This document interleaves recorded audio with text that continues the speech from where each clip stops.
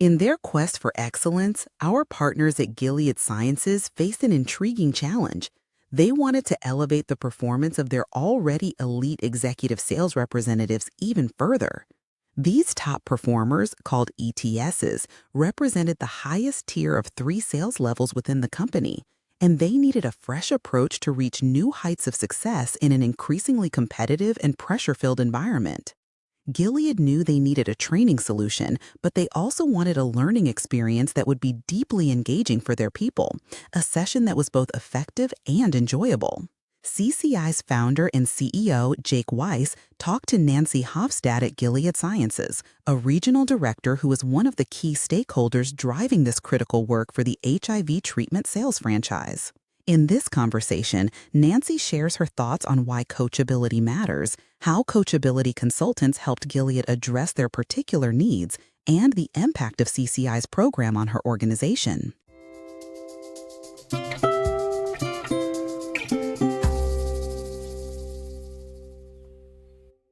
And I know we met, I think we had our first call in the fall of 2023 to talk about 2024, and that's when we really introduced the concept of coachability. So I am curious why, when we first talked to you, when we first talked about the concept, like why was a focus on coachability so important from your perspective? Why did it resonate? For any company that is investing in coaching, whether that's training their leaders in coaching, or if they view coaching as a key vehicle for driving results, which many in the industry do, what would you say to them in terms of why they should be thinking about making an investment or focusing on that coachability side of the equation and not just the person providing the coaching? Yeah, part of me feels like the coaching is just going to fall flat unless that person's open to it. So, I think the way that we did it by your design made the most sense. If someone's not open to it, that conversation doesn't go anywhere. And you know me, I love that fact that 38% of feedback is received negatively. Yeah, it has a negative impact on performance. Yeah. Yeah. So, I think we've all been there. We're like, hey, I've got this great piece of feedback that's going to help you. And that, how the person receives it, they shut down for a month. That just really stymies productivity. And I think that the dialogue is now two-way to say, people say, I'm ready for some feedback. Everybody's speaking the same language. And I think that's probably the most important thing is that that people giving the feedback and people receiving it, we're all speaking the same language. Was that present prior to coachability, like prior to the training? Were people as open? Were they ever asking for feedback, or were they really just kind of waiting for it to come to them and then they'd either respond or they wouldn't? I think it depends on the relationship, that you have and the level of trust, but I think it accelerated that level of trust with newer individuals. I think that, that one individual I had was new on my team, so this training kind of helped us get over that hurdle. And I would say something that might take 2 years, having the coachability training, within 6 months, we were having a better dialogue. So I really think it accelerates the communication and establishing that trust. So, I think that would kind of be my takeaway. It's an accelerant of a productive coaching conversation between two people. I like that. It's a good tagline. I'll keep that.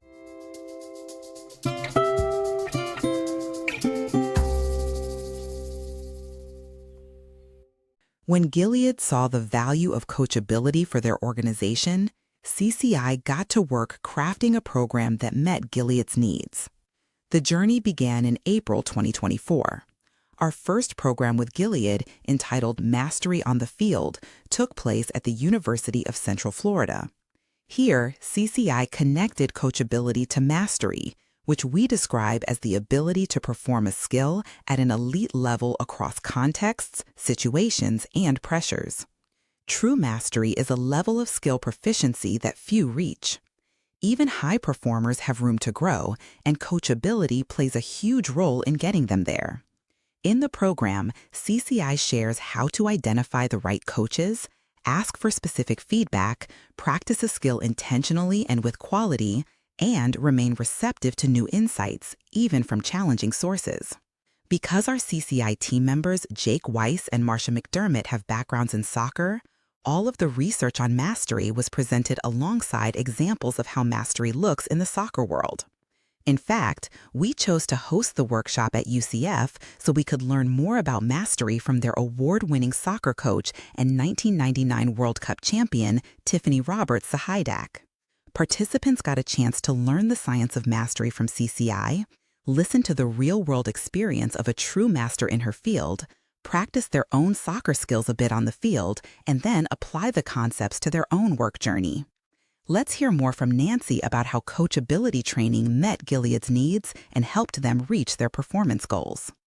I know we've obviously talked about coachability, but mastery, that was a big part of our first year, and we continue the theme this year. But in the environment that you're working in the competitive environment, why was the process, helping people understand the process of how you take a skill to mastery, why was that so important for you all given your performance goals? Yeah, I think it really was the competitive environment that we were in, and on some level it was escalating. We had a new product that was, an injectable. That was our competition. Our competition was layering on multiple sales forces. Just from an environmental perspective, things were really escalating.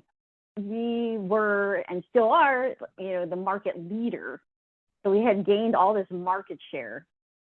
And now the skill was actually going to be a little bit different. The skill was maintaining and keeping our business and kind of making sure that we were focusing on our stay message, and as opposed to our competition taking away, our market share that we worked so hard to gain. And honestly, from a Gilead perspective, this was different for this HIV sales force. This HIV sales force was used to getting a new product and a brand new product every 2 years. However, with where we are with our current product, we kind of reached where we wanted to get. This was really a gold standard of a product. And for the first time, this is a sales force that this product has been now on the market for 7+ years, going 8 years. So it was a different skill set for the sales force to be able to maintain messaging, keeping it fresh and exciting, and also defending off of more intense competition coming at them with newer products. So I think it was very different. This is a sales force that they've never had to sustain for this long with one product.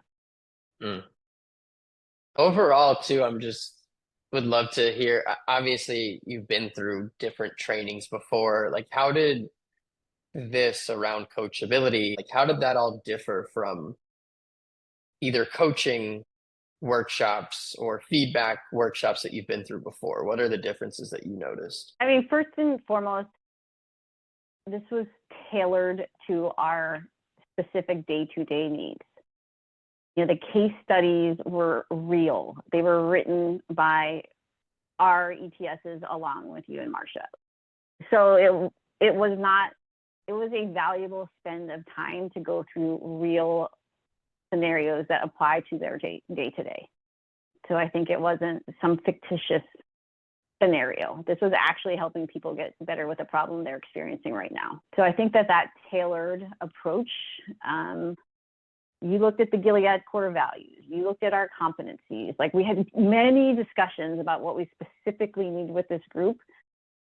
And so it was definitely not off the shelf and tailored. And that was really in the feedback that I was just reading, to just say, hey, this felt so specific to my role and how I can elevate my performance. The capability that both you and Marcia have of listening to what we need is rare. I think the fact that you truly take what we're saying and you process it, and then you come back with something that is very specific to what we need, as opposed to just like, okay, this is the answer I always have. That's not, it doesn't seem like that's the norm. I think it's just that it's so real time. It doesn't feel like something someone crafted 10 years ago and they're just rolling with it. So I think that ability to listen and to tailor is very unique. And it makes the people that are receiving it feel invested in. Well, thank you for that. That's nice to hear.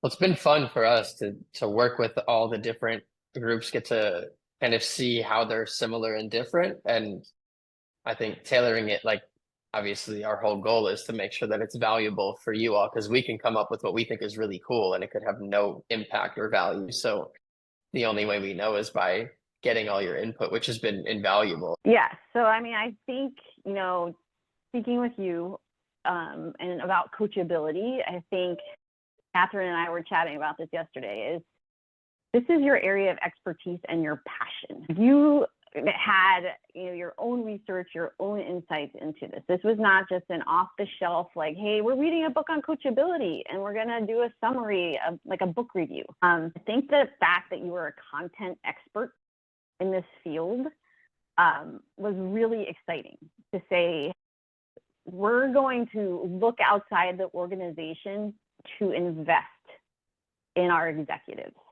I think that is what that team valued, is that, hey, Gilead is taking time and money to invest in my development. And then I think that the coachability aspect is an individual skill that each person can get better at and then can go to mastery. I think it was, this is something, this is a competency, this is a skill that every person can understand. I think what you really did was really show a process. I think that's what it was. It was like, hey, we're not showing you how to be coachable. We're giving you your own individual assessment, and we're showing you a roadmap of how you can become more coachable.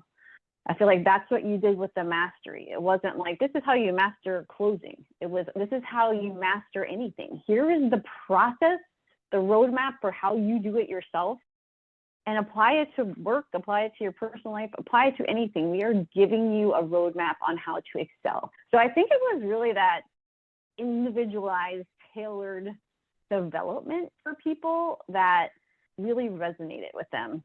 Because I think oftentimes we do development to say, hey, how do you elevate your teammates? How do you elevate, your matrix team who you're working with? That's really hard. It's hard to control other people. I think this was something that people say, hey, this is about me. This is how do I get better? What do I have to do to get from A to B and being more coachable? And if there's this particular skill I want to get better at, now I know how to do it with the mastery model. And then I think on another note is the out of industry examples. I think that really engages people. It makes you think about your job from a different angle, and it brought in fun and engagement. So to be able to take these skills, to bring in soccer, to bring in physical activity, to bring in coaches, I think on some level, it's just getting people out of their work mode and making them think about their job from a different lens and making it fun. I really think that was part of it. People had a good time and they remember this training more than anything. To say, hey, I remember being on the soccer field. I remember the student speakers. It's so impactful. That was fun. I want to get back onto the field with you all next year. That would be awesome. Yeah. In terms of performance, I know obviously you all operate in a very competitive space, and that's become clear. So from the programming for the past 2 years, do you all feel like this has impacted performance, that this has had other implications for key outcomes, whether that's retention or some of the kind of bottom line outcomes that you were looking to affect? I'm just curious to get your thoughts or your viewpoint on that. I think the answer is unanimously, absolutely. I think from all of us, even at the regional directors and ERDs, to say, number one, the level of engagement from our executive TSs went from, a 5 to a 10. So just being engaged with each other, being engaged with their RDs, and being engaged with our teams even. Because I think, as you know, we're rolling this out to our executives. I had asked Catherine about the impact, from the ETS perspective. Yeah. And I think she said, I think that the coachability training really helped the ETS focus on, okay, we're investing in you, but now you don't need to wait on the company for your development. Like, you now have the skills to go out and seek feedback from all these different sources, like, and that you need to be proactive about it.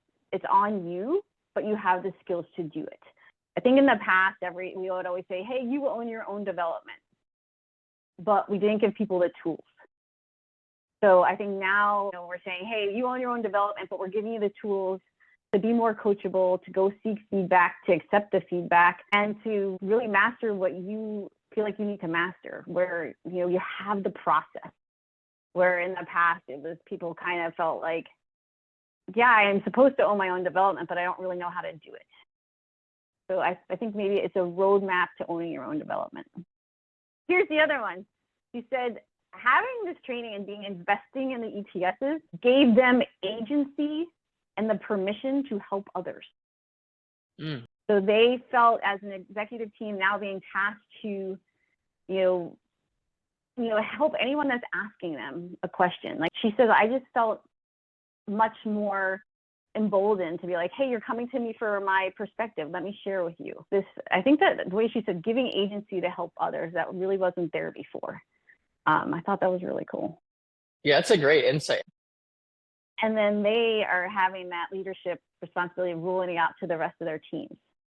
So, I mean, I think that the impact, it wasn't just on the ETSs, it was really on the entire sales force. But I also feel like from an impact perspective, I think just having the best of the best now reestablish this community and best practice sharing. So, hey, how are you messaging against the competitor? What are the tactics that you're doing down in your region? I'm running into these challenges. I think before this program, people had their feedback circle very small.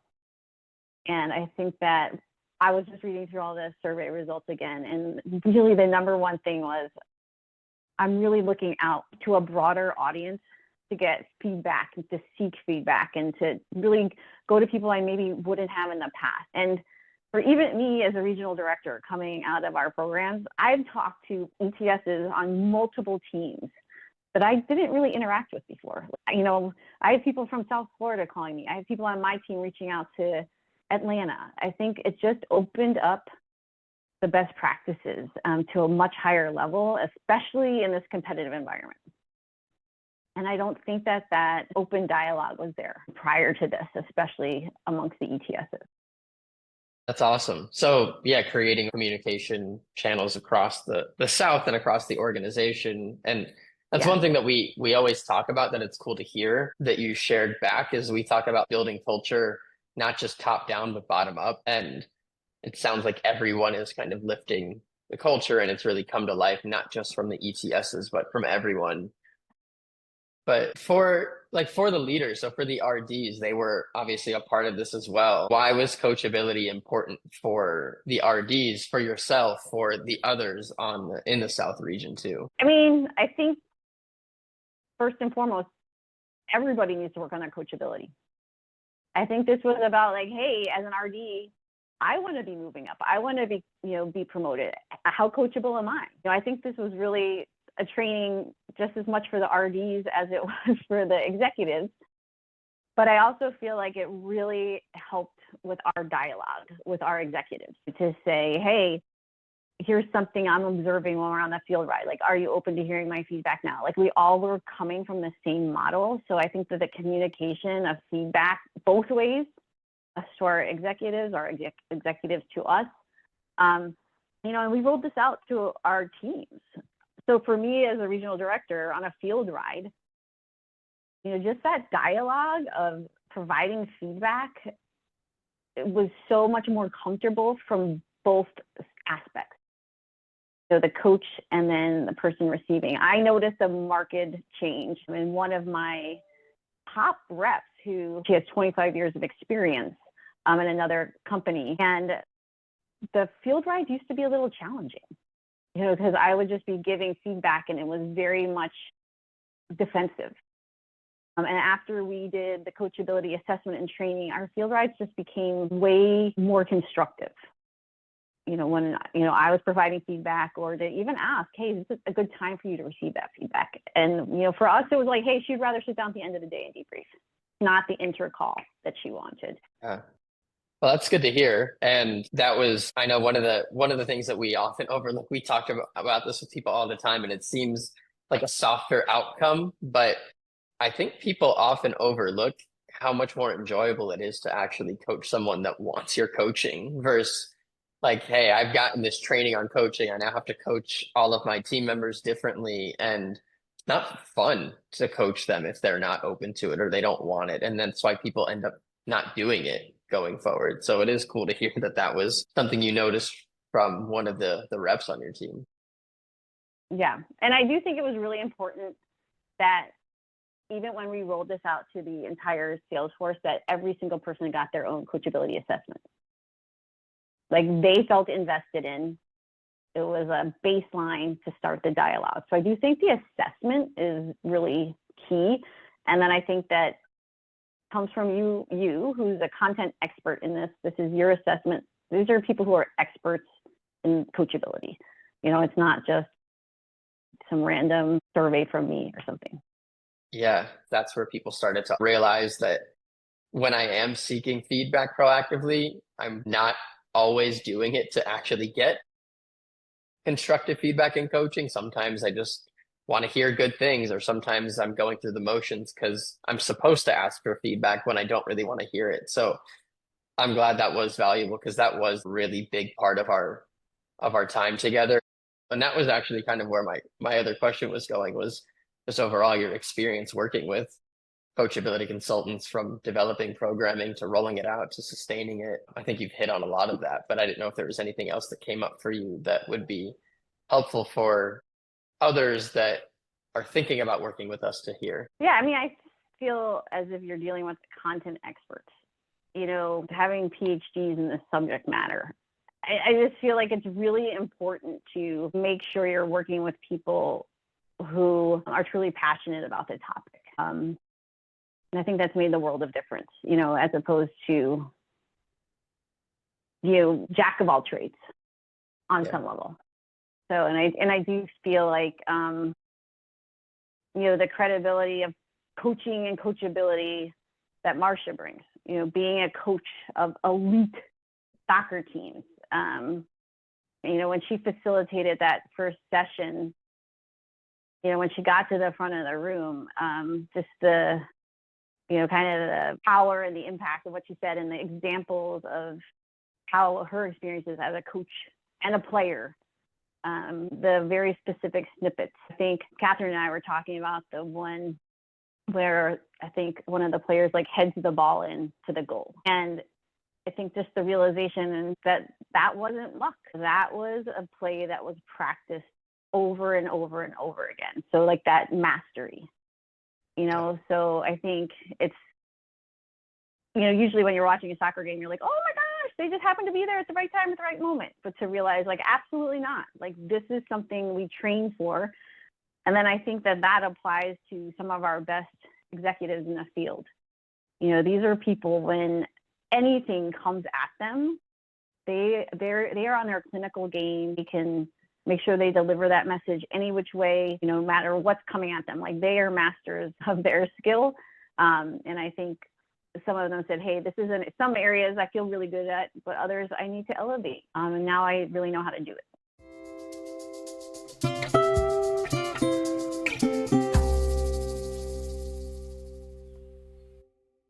Thanks for listening to this interview with Jake Weiss of Coachability Consultants and Nancy Hafstad of Gilead Sciences.